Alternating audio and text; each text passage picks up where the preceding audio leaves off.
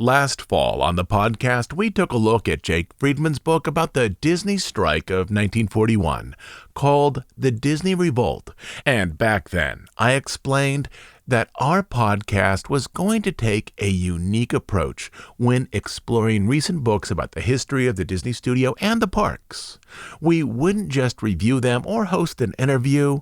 We'd also read an excerpt or two so that you and other listeners could hear how the book was put together and how the author used sources, rich detail, and aspects of story structure to convey key moments of the company's history.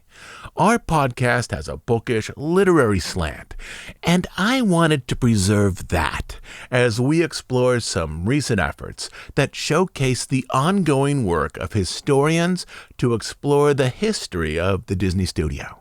Also, to put all of this in perspective, 20 years ago, there were only a handful of books focused on the history of the studio and the parks. Today, there are dozens and dozens, with new titles every year. And last fall, I felt that we had reached a point where it would not only be interesting, but also important to pull in other voices and explore the important research that they've completed. Today, we're going to explore a book written by my friend, Didier Ghez, called The Origins of Walt Disney's True Life Adventures. In our last book review episode with The Disney Revolt, I only needed to add a short background to set up the excerpt as I read the first chapter of that book. But today, I'm going to read a section from Chapter 3, as that is the point in this story where the research starts to focus on material that leads to two finished films, one of which I think many of you have seen, the first true life adventure called Seal Island. So today, before I read the excerpt, I've put together a background sketch that explores Walt's interest in documentaries in the 1940s and early 1950s, so that once we get to that excerpt, you'll be able to see how these efforts in Alaska relate to later film projects and even to part of Disneyland. You know, that section that's filled with mechanical animals called Adventureland, which was originally going to be called True Life Adventureland after this famous series. That is, the True Life Adventure series is not just the starting point for Disney nature documentaries, it's also the starting point for an important part of Walt's park, for Disney Animal Kingdom, and for many episodes that also appeared on the weekly Disney TV show in the 1950s and 1960s. The connection with wild animals and nature was also a significant part of Walt's image and public identity. But today on the podcast, with a section from Didier's excellent book and a short interview with him, we're going to explore the early efforts that led to that first nature film, the one that changed the identity of the Disney studio in meaningful ways. So, if you're ready, let's go.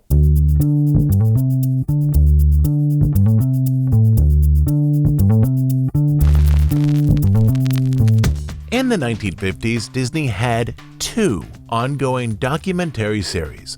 The first was called The True Life Adventures, which employed wildlife cinematographers to showcase animals in their natural environments. This series transformed nature documentaries, bringing viewers into the intimate space of animals and even insects. Over its 12 years, it won 8 Academy Awards, including 3 for Best Documentary Feature. The second series was called People and Places, a set of travelogues that showcased world culture from pearl divers in Japan to the daily adventures of those who lived in the Atlas Mountains of North Africa. Throughout the 1950s and 1960s, Walt believed that cinema could cultivate peace and understanding between different cultures around the world. In 1953, the studio announced the forthcoming People and Places series in the following way. Nothing is more universally interesting than humanity itself in all its races, tribes, and clans. Accuracy, authenticity, careful reporting with the camera to catch the significant as well as the picturesque will guide the adventure. At one point, Walt even contemplated opening a chain of Circle Vision theaters outside of Disneyland so that he could produce immersive films that placed the audience inside of a city or region far from their own homes. But the start of these cultural efforts was the People and Places films, a series originating over 70 years ago that is now mostly forgotten.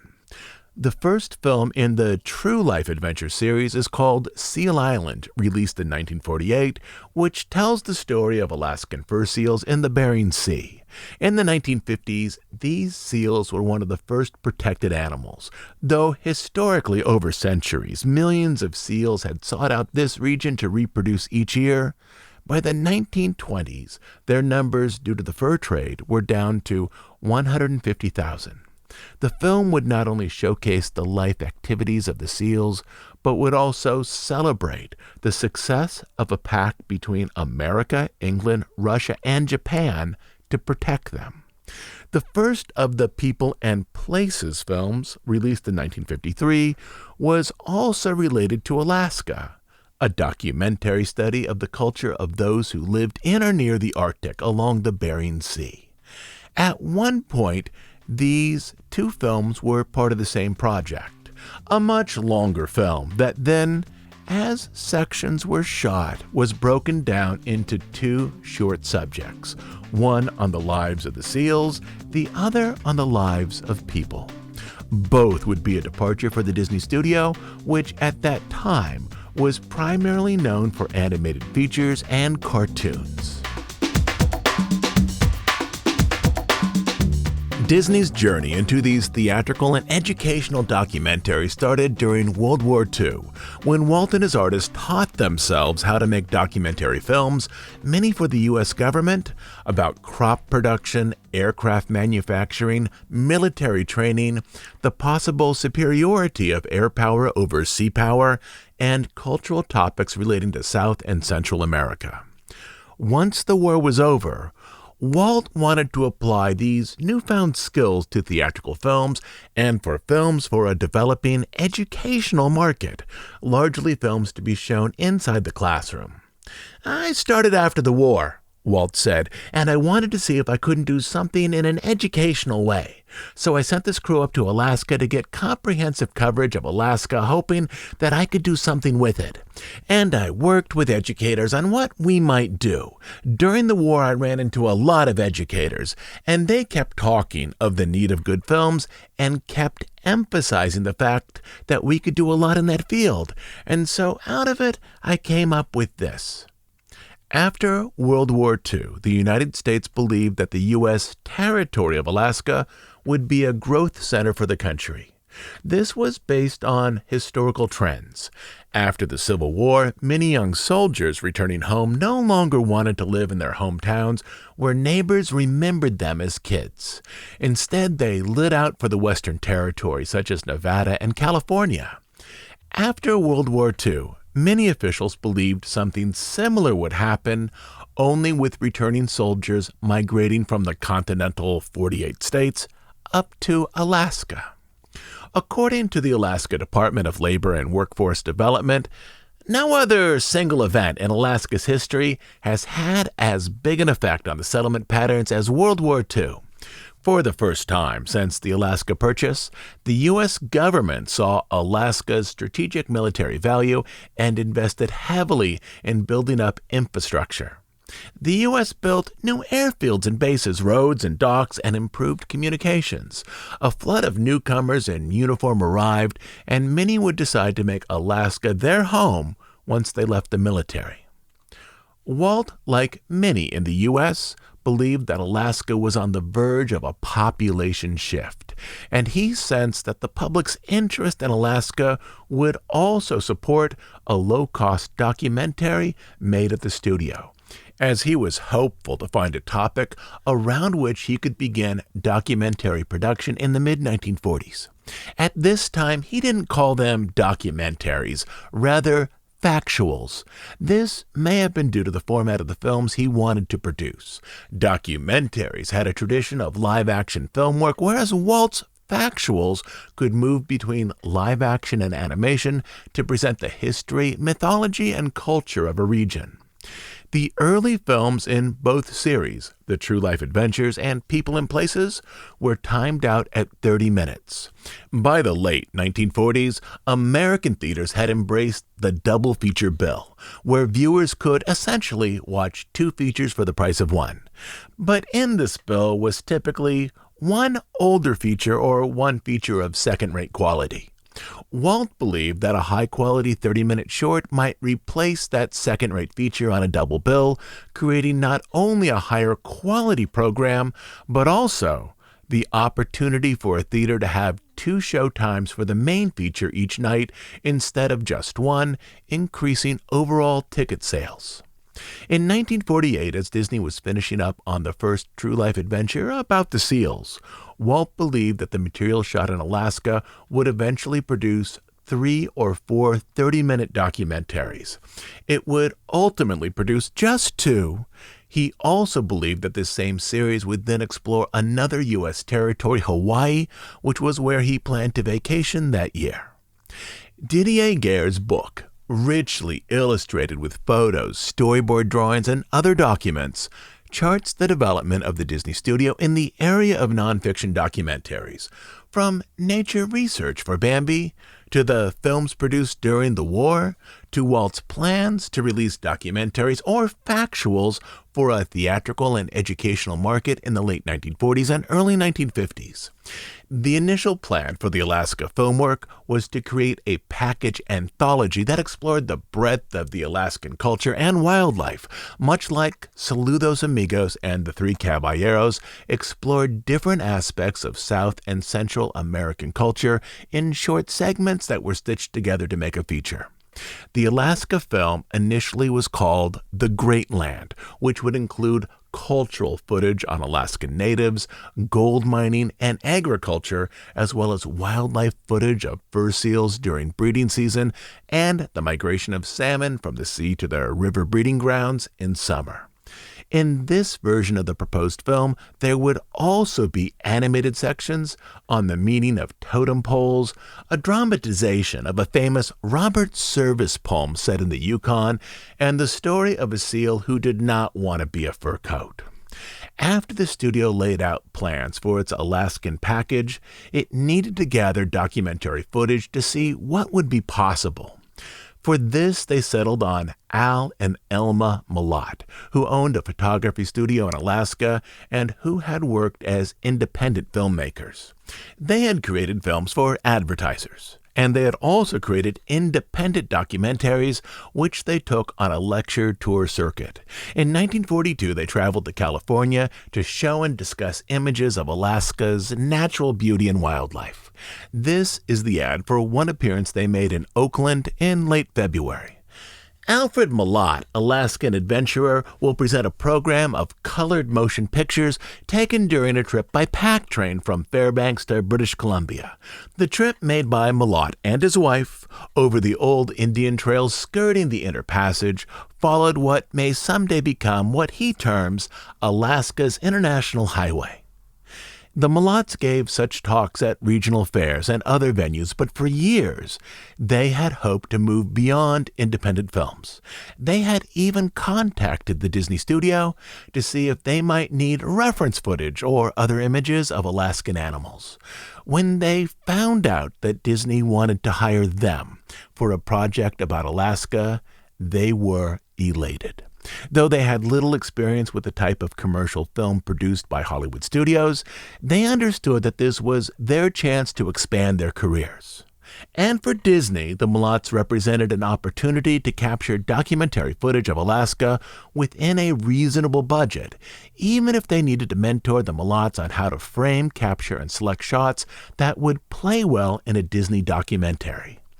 And here it's now time to sample a selection from Didier Gez's excellent book on this subject, a selection rich with letters and other writings between the Malotts and the studio, as they began to gather footage for this new documentary. The section I'll read is from Chapter 3 of The Origins of Walt Disney's True Life Adventures.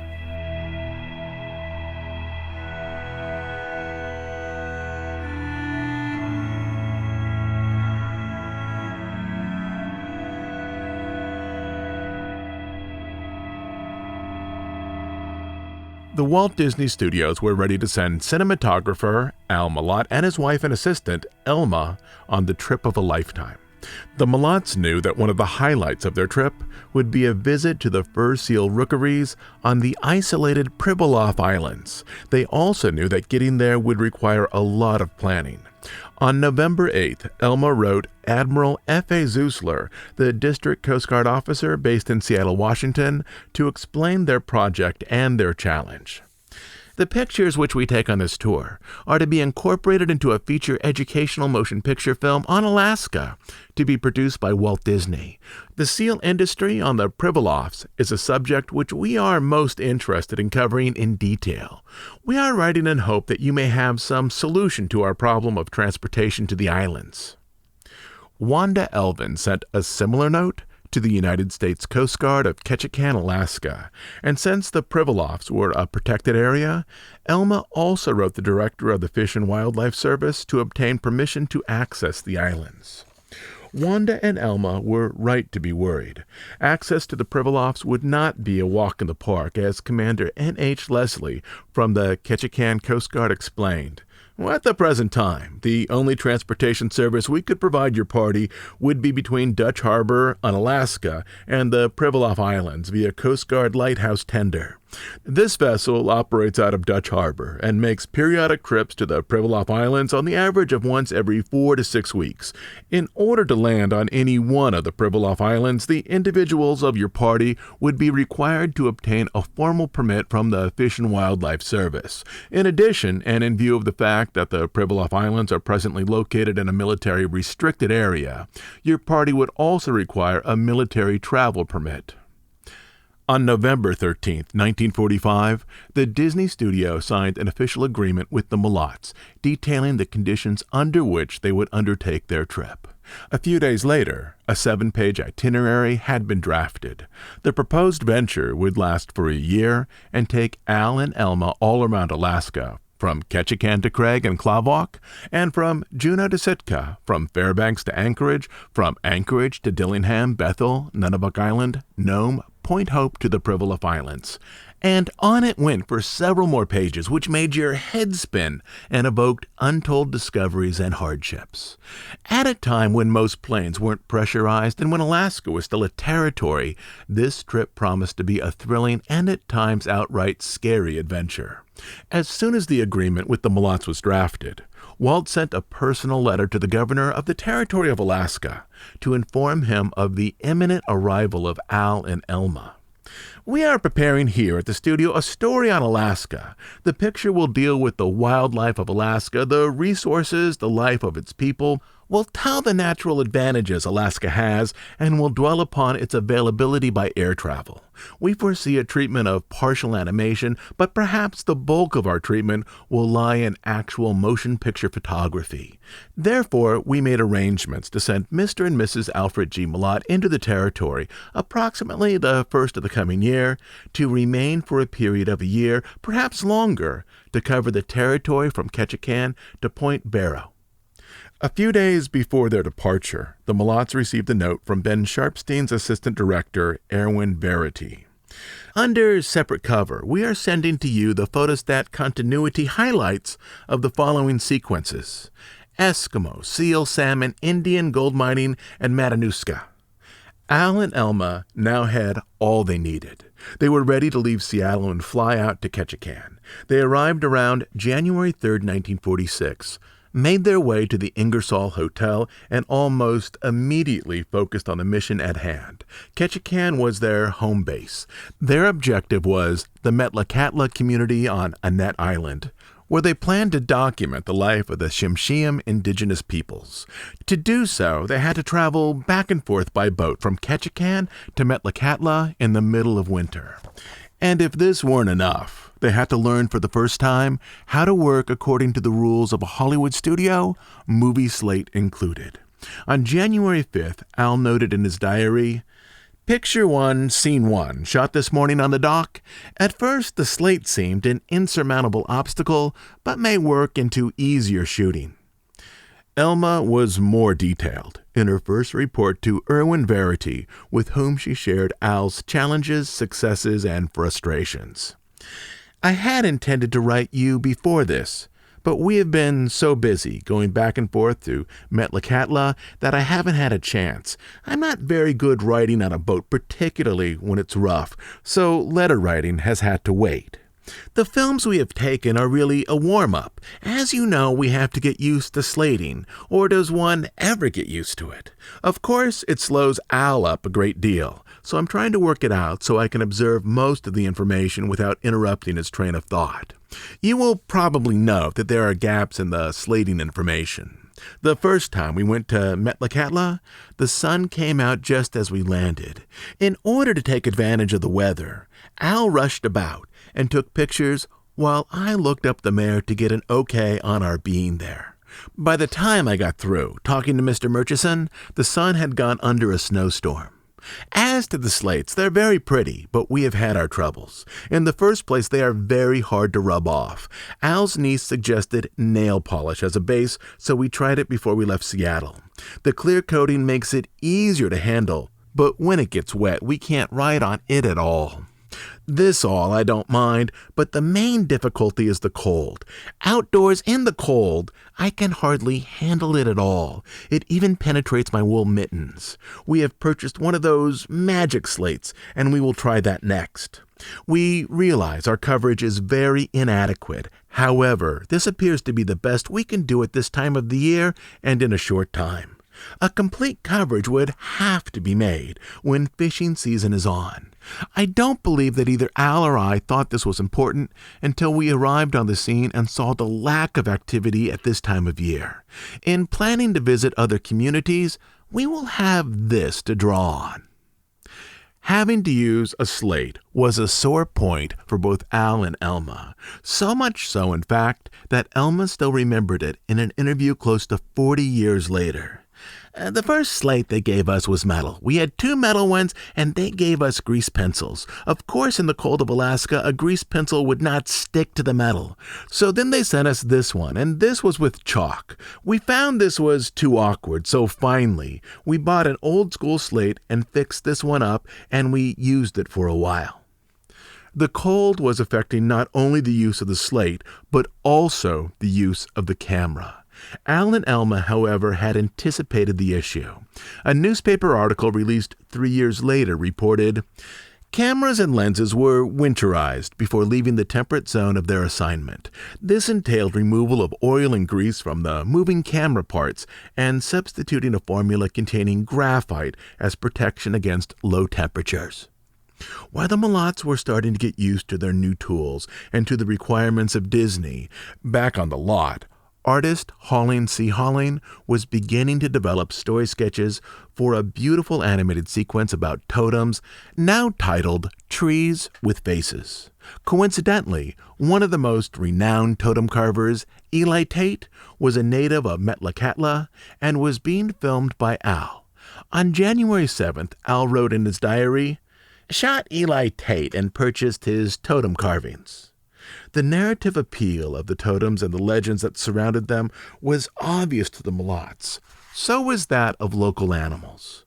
A week after having photographed Eli Tate's carvings, Al was both elated and frustrated when he tried to film some beautiful live mink at the Andres Mink Ranch. "Weather very bad, so we must do all interiors. Color phases of mink are amazing. Silver platinum, blue, and the standard black."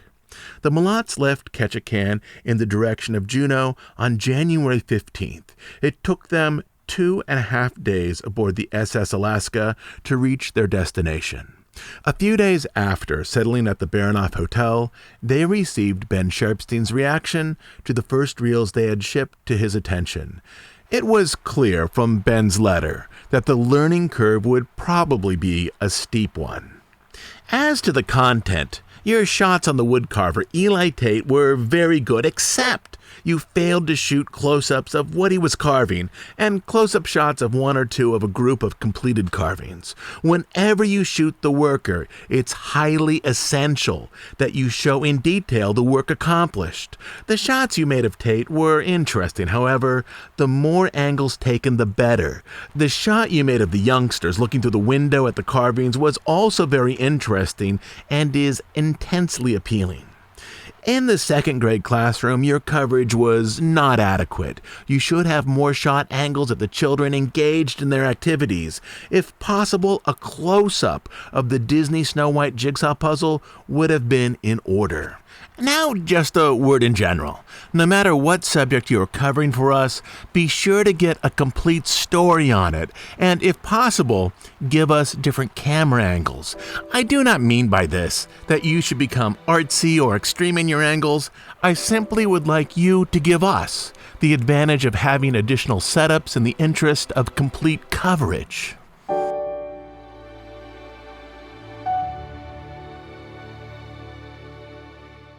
Wherever the Mulots traveled, beauty was everywhere.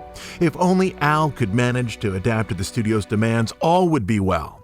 Irwin Verity's review of this second footage shipment reinforced some of Ben's earlier advice, while adding some new recommendations.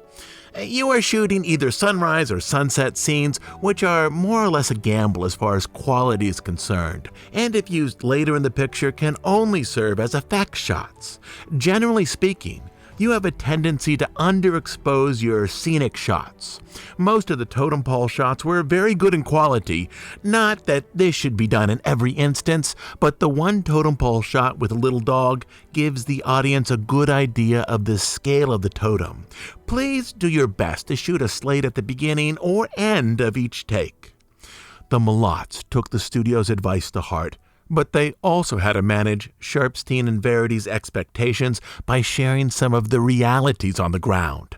On February 1st, Elma wrote back, "We understood that we were to pick up all the material we could get as we traveled through this area on our way to the Eskimo country, where we are to gather a detailed, complete coverage. Since the latter is more important, we did not intend to stay along the way any longer than necessary.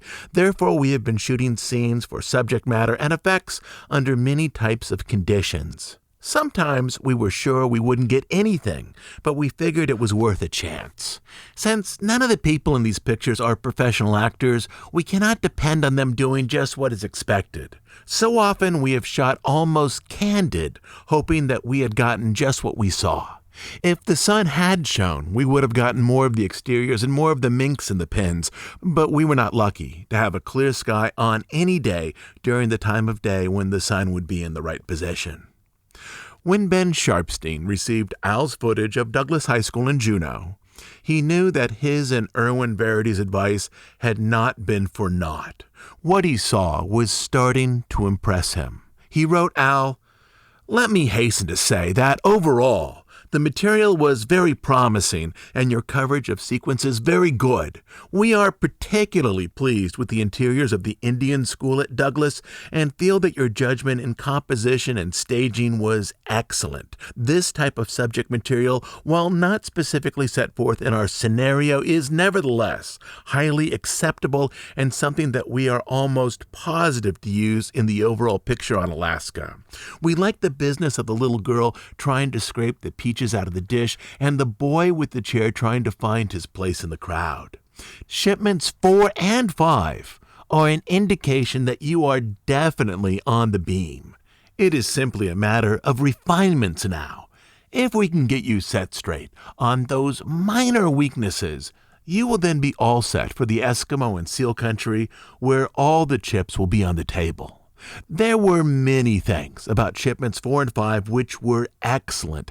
Outstanding were the scenes in the Douglas High School, the children sliding on the ice, the sequence of the sea lions, the children with ice water and ice cream, as well as the many beautiful scenic shots. It's too bad that your exposure was faulty on the ice and glacier. Be sure to protect yourself in the future. The fur trade was one of the many subjects that Disney had asked the Mulots to document for the Alaska project. By February 20th, they were in Anchorage, the last big city they would visit for a while. It gave them the opportunity to complete this part of their mission with a twist. Elma reported to Ben Sharpstein, "As soon as we flew over here to Anchorage, it was a rough trip, so we didn't get any pictures en route. How they ever find some of these airfields and snowstorms is a mystery to me. We have been lining up some work here in Anchorage. Last night we took a series of pictures in the Alaska Fur Factory. Mr. Edward Shepard started his business a little over a year ago and is doing very well. This is the only business of its kind in the territory. There is one point which may not be good in these pictures. That is Mr. Shepard's sideburns. There's a whiskerando going on here in connection with the Fur Rendezvous celebration. The men are fined if they do not grow some kind of whiskers. It cost Al $2 today for indecent exposure. Some of the men have been letting their beards grow for 6 weeks or more. There are prizes for the different types of beards. This may have a tendency to date any pictures we take, although they will probably do it every year. This is the first rendezvous since 1941. When we leave Anchorage for Dillingham in Point West, we will be almost out of touch with you. Communications are not too good, and most of the messages will go through the Civil Aeronautics Administration. Airmail does get through, but even at Juneau, the planes were held up for several days at a time by weather. Any information you would like us to have, suggestions and criticisms, etc., we had better get before we start out. It appears that Hooper Bay, a very primitive area, might be a good place to stop for a little while. There's no radio communication there, and only an occasional plane. Hooper Bay was located on the western end of Alaska. By 1946, it had about 300 inhabitants. To reach this remote destination, the Mulots would have to fly from Anchorage to Dillingham, from Dillingham to Bethel, and from Bethel to Hooper Bay. Before leaving Anchorage, however, Al and Elma received some welcome news from the Disney studios. Things were progressing swiftly with the footage they had sent. Erwin Verity wrote, "A new development has occurred on this project. Each shipment is being evaluated by Carl Nader and our staff of educational consultants and is being broken down into classifications such as schools, fur farming, weaving, transportation, etc. We now plan to edit this material into these classifications. This is a major step toward the eventual production of educational films. The evaluation process can only be accomplished by having a slate on each and every scene." A few weeks later, Erwin sent some even better news. The issue of the slate was now a thing of the past. And this letter concerns my conversations with Elma regarding the discontinuation of slating. I realize that this change also affects the procedure of log sheets, and their use should be simplified to just about a brief description of the subject matter on each roll. By the time this letter was sent, however, the Mulots were on their way to the end of the world. Elma wrote Ben Sharpstein on March 11th. After a very round trip, we are finally in Dillingham. We left Anchorage Sunday to go to Naknek, but we transferred to a plane to Dillingham, but the weather closed in and we had to go to Bethel. The storm got much worse, so it was either back to Anchorage or stay at Bethel, so we did the latter. The weather was fine in Bethel yesterday, but so cold that the camera wouldn't work. Today, however, Al has no trouble with it. We stayed 2 nights at the Bethel Roadhouse. This was an adventure all its own. Our room was upstairs, twin beds, and the heat was produced by the stovepipe, which went through from floor to ceiling. There is a room with a bathtub, but the hot water froze up. Other accommodations are about the same, only colder. We expect to get some winter cannery pictures, trapping, etc. here in Dillingham. From here we will go back to Bethel and start the Eskimo story. From all we hear, Nunavik and Hooper Bay are the best places, but we haven't given up Point Hope for hunting, etc. We think it will take 3 or 4 weeks in this area. It is best now, for when the snow and ice begins to melt, neither wheel planes nor skis can get around. We will have to travel while it is still winter and move north as the weather warms up. The Mulots also decided that the island they would visit in the Pribilofs would be St. Paul Island, if only they could find a mode of transportation to get there. I find that I have left the information pertaining to the Army taking us to the Pribilofs and Bethel. Al went out to the post in Anchorage to see about the possibilities and finally found that it is possible that the Army can take us directly to St. Paul Island and come to get us when we want to leave. On March 15th, in a note to Erwin Verity, Elma noted, "We have just returned to Bethel from Dillingham. I am still buzzing in the head from the plane ride. We flew close in between high mountain ridges. It was more than 30 below in the air most of the time. The thermometer has been around 10 to 30 below all week. We stood it very well, except I froze in the flesh below the chin. The radio phone is the only way to reach us in a hurry. It is best not to use it unless necessary, for everyone in the country listens in. If all goes well, we will stay at Hooper Bay for about 2 weeks. It sounds like we will get some good things here. We found out today that there are about 2,000 reindeer, about 7 to 8 miles from there. Al thinks we will be shooting a lot of film from now on. We both appreciate your cooperation in the matter of slating, for it has removed the many inhibitions that have bothered Al for some time. The slate issue had been solved right on time. By March 16th, the Mulots had arrived in Hooper Bay. Their adventures until the end of July would constitute the highlight of their trip. In Hooper Bay, those adventures included 2 hair-raising events and 2 experiences they would remember with delight and wonder for years to come. The first of the 2 scary occurrences involved Elma and a pack of 6 bull caribou. Al recalled, "Across the rolling, hummock-studded Alaska tundra, we watched 6 big bull caribou, picking their way carefully up the old stream bed. In the open country, the only way for pictures is to try to anticipate the path the animals will take and then head for that spot hoping they will pass near enough for pictures. In this case, however, a tall rise offered an especially good vantage point if we could only get the animals to pass close enough to it. Elma, let's try spooking them to the left down that valley," I suggested. "You give me 10 minutes to get set up, then you move in where they can see you." From my vantage point, concealed up near the top of a small rise, I watched the big bulls move slowly down the bed stream. Elma, working her way cautiously closer, was taking advantage of each clump of grass for concealment. As she disappeared from my view into the view of the caribou, the animals threw back their heads, swung their antlers from side to side for a minute, then turned in Elma's direction and out of my view. I could hear Elma shouting louder and louder, but couldn't interpret the sounds. Should I stand my ground and wait for the caribou to reappear, or was Elma in distress? It was a hard decision to make, but I decided to let Elma handle the situation her own way. Had I known what was really happening, I doubt if I would have been able to wait on top of the hill. The caribou, sensing movement on the tundra, Elma was dressed in a green raincoat, apparently mistook her for another animal. Instead of running away from her in my direction, they ran directly toward her. Realizing her predicament, she dropped her camera and waved her arms wildly in the air as she shouted. Old-timers had told many tales of the destruction and death in the feed of the angered caribou, so she was aware of her danger. The big bulls almost flew across the tundra. As they came closer, Elma yelled louder, and at 50 feet they suddenly stopped.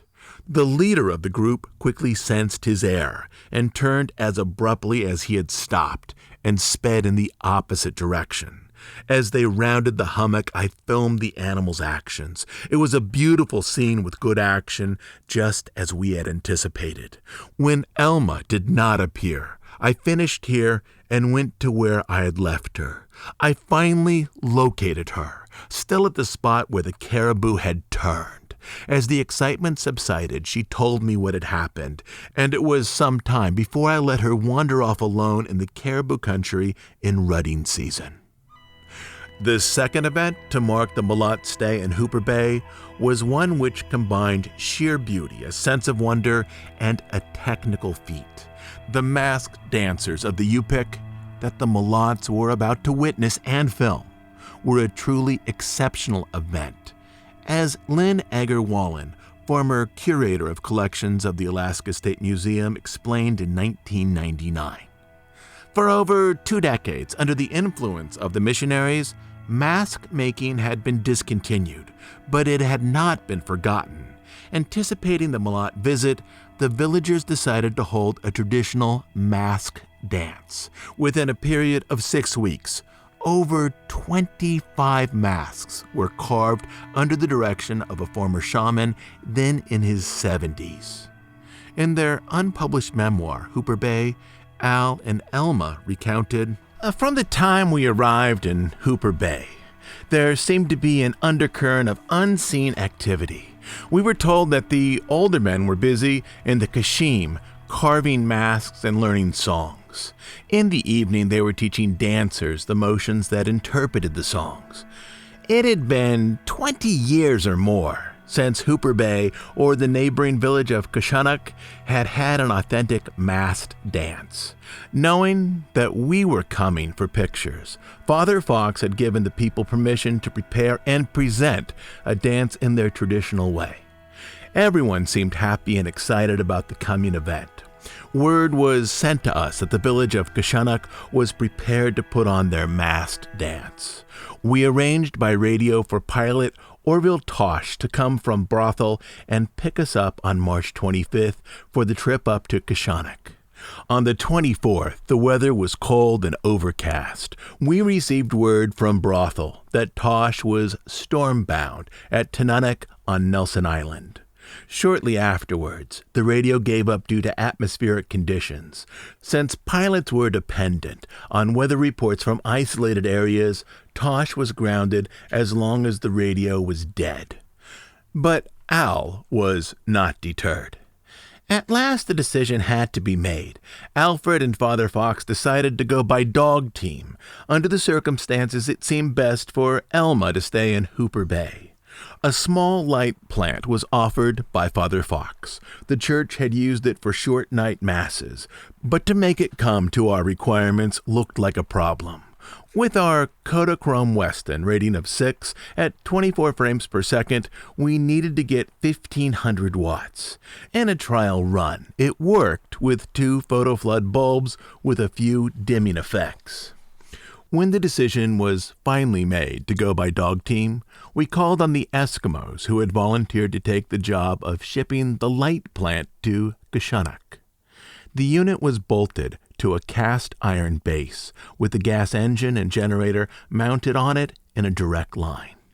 As the men made their preparations, we watched to see if they could get it on the sled and hoped the 9 dogs could move it. We had seen the sled loaded with driftwood logs, and they had hauled swamp ice 5 miles from the coast. But we were not sure they could move this heavy load. After several tries, they finally got started, and Father Fox blessed their journey. Although they lost their compass en route, the Eskimos made the trip safely, and the light plant was waiting for Alfred when he arrived the next day. Al noted in his diary, "After 5 hours, we could see the village on the horizon, a tiny mound of earth about 20 feet higher than the surrounding tundra. Our arrival was witnessed by everyone in the village. The men who had delivered the light plant had spread the word that we were coming." The greatest challenge of the trip, however, was not the trek in the snow, but the filming of the masked dance itself, which proved to be an almost insurmountable task. And yet, it was worth it. Al explained, "The Kashim is smaller than the one at Hooper Bay. The interior was very dark. As my eyes became adjusted to the dim kerosene lantern-lighted interior, human shapes and forms gradually emerged from the curtain of darkness about me. The place was packed. The audience covered the dirt floor and oozed over the walls. On the elevated sleeping shelf, around the walls, smaller doll-like Eskimos were propped and draped. Everyone was talking in their guttural Inuit language, nursing babies, or passing around community drinking tea kettle. Late arrivals squeezed through the door and were quickly absorbed into the already packed chamber. This was truly a great night in Kashanak. It was the first traditional masked dance in many years, and my activity with the camera and tripod were an added attraction. The dance really had no formal beginning. No one seemed to be in charge of the proceedings, from the appearance of the drummers and the rhythmical sound being admitted. I inferred the dance was about to begin. The dancers moved their arms in unison with staccato-like gestures. The first part of each dance was slow and serious. The second part required a change to smaller masks and was much faster. This was for comedy and caused great laughter. Suddenly, there was a crashing glass and the entire room was thrown into darkness. Snow from the window above, melted by the heat within, allowed the cold water to drop onto the hot photo flood bulbs. 4 more lights went the same way to end the motion picture filming. It was lucky that I had taken a still camera with me, so I took black and white pictures until the last bulb went the way of the others. A lantern was lighted, and the dance went to completion. And from there, the book continues to chronicle the adventures of Al and Elma as they shoot documentary material for Disney. They continue to document the traditions of Native Alaskans, and then they travel to the Privilege Islands where they take in footage of the fur seals. And it is that footage that once Walt Disney sees it, changes the course of the entire project. Footage that eventually leads to the first true life adventure called Seal Island, which won an Academy Award. The book also explores other early projects that were planned for this series, including one focused on Nevada, another on Colorado, one about the Nile, and one on the Grand Canyon. Many of these films in their early layout contained sections focused on indigenous people and traditions, as well as animated sections and sections focused on contemporary life. But now, let's shift to an interview with the book's author, Didier Ghez. This interview runs about 14 minutes. It was done over Zoom, and in it, Didier talks about his early interest in the true life adventures, how the Disney studio slowly shifted from an animation studio to a studio that also produced dozens and dozens of documentaries. And at the end of this interview, Didier talks about other book projects that he's currently researching, focused on little-known Disney film series from the late 1940s and 1950s. Hey, Didier. Hey, Todd. How's it going today? It's going well. It's going well. So I've got some questions or some topics to talk about. My first question for you is a personal one. So as long as I've known you, you've had an interest in the true life adventures, and I'm wondering if you can talk about where that interest came from and what drives you to those films. Well, it's actually interesting. There are 2 parts to that answer. I really enjoyed those documentaries about the animals. I mean, I think that's just my love of traveling and my love of discovering new things all around the world. And the more I discovered, like places like Africa at some point and Asia and so on, the more it drove me to try and see and understand things that I couldn't get access to easily. So those documentaries, I think, struck a chord from that standpoint. But then the other part of that answer is that I was also really frustrated because in all of the books about Disney that I would read, I would never find a real in-depth discussion of about the making of those documentaries, nor even about the story that led to their creation. And as always, when that happens, I start wanting to fill out the gaps and want to try and understand more.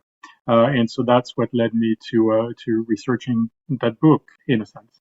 Yeah, so maybe I can jump here to like another topic that's related. So one of the things that I've noticed about Walt's life is his vacations become the jumping off point for a number of projects that the studio then takes on. And the 1935 trip, as you know, he brings back a lot of books that then set up European fairy tales and European stories that become the basis for a lot of features and other projects at the studio. The 1941 trip to South America, I think, warms him up for things like Amazon Awakens, and then much later, Jungle Cat, and even like trips to historic Williamsburg connects with Johnny Tremaine and a lot of the American history projects that he takes on in the 1950s. And so perhaps you could talk about how you see Walt's vacations or his trips being tied into some of these interests that he has in the 1940s. Sure. I'm not 100% certain that in the case of the True Life Adventures, it starts with one of his trips, but it does start with some of the projects that date back much earlier than 1948. There is when he's starting to work on Bambi, he needs inspiration for his artist, and he knows that he needs the inspiration from two points of views. One, he needs the artist to learn about the anatomy of the deer, and so he brings some deer to the studio for them to study. And we have seen many photos of the artist working and studying the deer. But the other thing is he realizes that he needs inspiration for the backgrounds. He wants them initially to be fairly realistic backgrounds, and so he doesn't really know where to start. He gets some footage from a few cinematographers that seem interesting and that he uses as a starting point. But he also knows that he needs something that goes further than that. And so there's one of his artists who's originally from Maine and who is also a very good photographer. And that artist is a person called Jake Day. And so he decides to send Jake to his native Maine to come back with reference footage for his artist to study. And what's interesting is that the whole setup of that trip is very reminiscent of what would then become many years later the setup for filming the True Life Adventures. Jake Day goes on that trip with a friend of his, and they correspond with the studio, and they get instructions from the studio, and so on and so forth. And so that's a good starting point.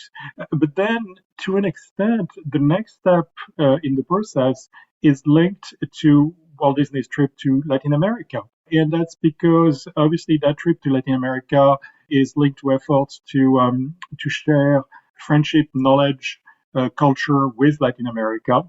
And one of the projects that springs from those several trips to Latin America is a project called The Amazon Awakens.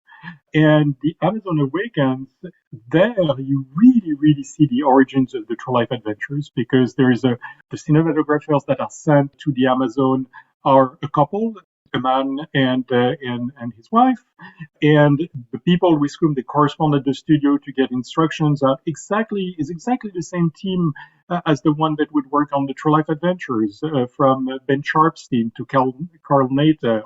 So there you really see like the embryo of what then becomes the True Life Adventures. And then Walt has a friend that has some interest in Alaska. He reads also a very interesting article about Alaska as the new frontier in an issue of Reader's Digest, and all of that makes him want to send some cinematographers to Alaska to film as much as they can. And he's not thinking at the time of producing something about seals. He's just thinking about producing a fascinating documentary about Alaska, and then things start evolving from there. So one of the things that I notice in the studio, that kind of a tectonic shift that happens during this time, is that there's the early dentistry films back in the 1920s. But for the most part, the 1930s are all about Walt as an entertainer. He's interested in the silly symphonies, and Snow White's mostly a story, as is Pinocchio. And then there's a shift that I think starts to happen around Fantasia, where Walt wants to introduce the public to new things. And in your book, you talk about Walt being the great entertainer and then becoming the great teacher. Can you talk a little bit about how that shift happens in his life and in the films that move through this period? So you're right, that does start a little bit with Fantasia, where he's trying to introduce people to classical music, and he's learning himself about classical music at that time. And so he's thinking probably, well, if I'm interested in this, others will be. And so he wants to share that with others. But the real tectonic shift happens during World War II. Walt has to refocus his energies on teaching projects, especially on educational projects for the troops, for the army, for the navy, and so on and so forth. And he has to, in order to keep his studio open and also to make sure to retain his artists and to have them work on projects that are considered as essential for the war, he has to refocus the efforts of his studio on educational projects that are commissioned by the government mostly. And he realizes at that point that, you know what, I can teach with the tools that I've developed during the 1920s, the 1930s. Those tools, in terms of the way we construct stories, the way we use animation to show things that cannot be shown with live action, well, all of that works really well to teach. And then the introduction, obviously, of humor, all of that works really, really well for those educational projects. And so at some point, when the war is about to end, when you see a real shift in terms of the fortunes of the Allies, starting in 1943, 1944, Walt is starting to think about what am I going to do after World War II? How do I rebuild after those very weird years? And he's like, you know what? One of the things that I could use is one of the things that I learned during those years, which is that we can educate. And there is a new market in the United States, which is starting to evolve at the time, where some projectors, some home projectors are starting to be sold in homes and also in schools and so on and so forth. And so he realizes there is a new way to project films in lots of different venues where education is very important. And he believes at that point that there might be a market for those educational projects. Yeah, so in the late 40s, like maybe for 10 years, there's like a very active 16 millimeter market in this period before TV really takes over. And Walt and the studio hook into this as an alternate venue for films that cost less money to be distributed to clubs and stuff like that. But even after that's over, in the mid to late 50s and the early 60s, like Walt's very interested in these nonfiction or documentary projects like Ten Who Dared, Davy Crockett, and even projects that point overseas, like Almost Angel, the story of the Vienna Boys Choir. Why do you think that his kind of internal compass shifts from things that are pure entertainment, that are myth or fairy tale, to things that, even if they aren't historically accurate, explore historical situations? So I'll answer that in two different ways. The first one is, frankly, Todd, I haven't studied very much in depth yet what happens in the 50s and the 60s, and so I'll leave a more in-depth discussion for a later interview. But the thing that's very clear is that Walt other expands his horizons, and so there is never sort of a permanent shift to something. It's more like he's aggregating new things to what he does. And so he's all about entertainment in the 30s, but he never obviously moves away from entertainment. He just adds the educational projects. The way it's not because he starts producing live action features in the 1950s that he stops producing animation in the 1950s. And it's not because he creates theme parks that he stops, and it's not because he starts thinking about a city of tomorrow that he stops focusing on theme parks. So there's just the way his brain works, which is he learns all the time, and then he adds more venues to what he does all the time in as passionate a fashion as the original one. Yeah.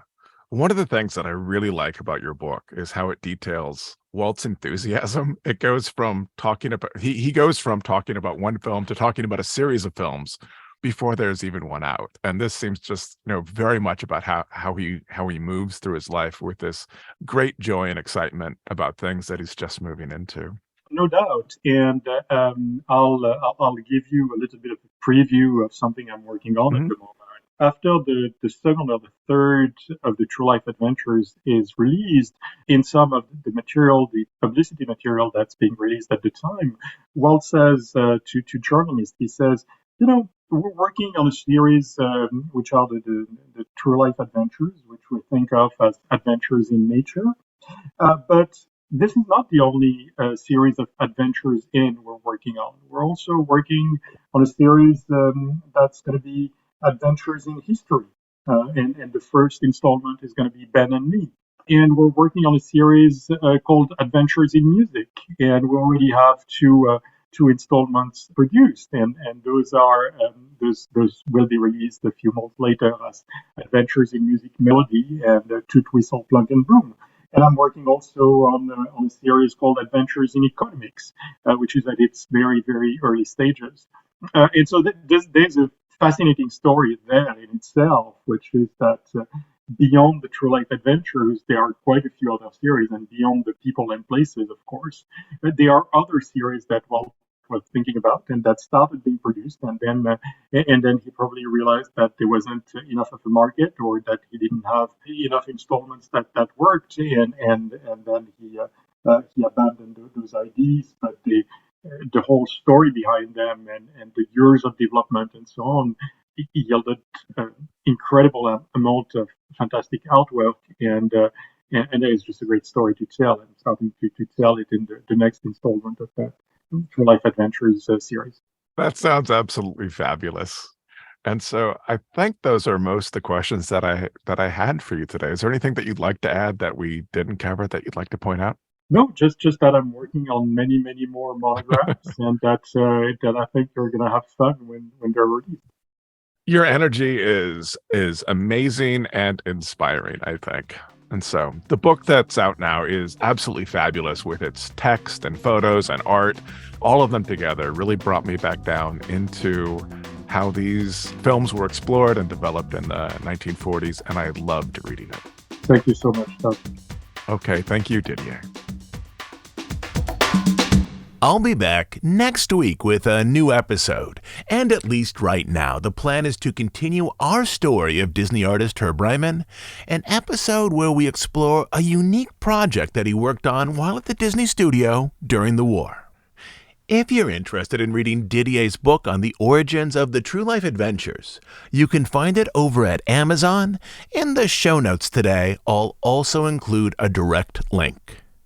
As you know, we're an ad-free, listener-supported podcast. We do just two things: deep dives on stories related to the history of the Disney studio and the parks, and news and analysis of current events as they relate to the Disney company. We are funded entirely by listener contributions. You can support our efforts by becoming a monthly Bandcamp subscriber. On Bandcamp, you'll find over 200 episodes not available on iTunes. But the best reason to join is to support the work we do here and to make sure that this podcast continues to exist. You can become a monthly Bandcamp subscriber at dhipodcast.bandcamp.com. I'll also leave a link down in the show notes. Until then, this is Todd James Pierce.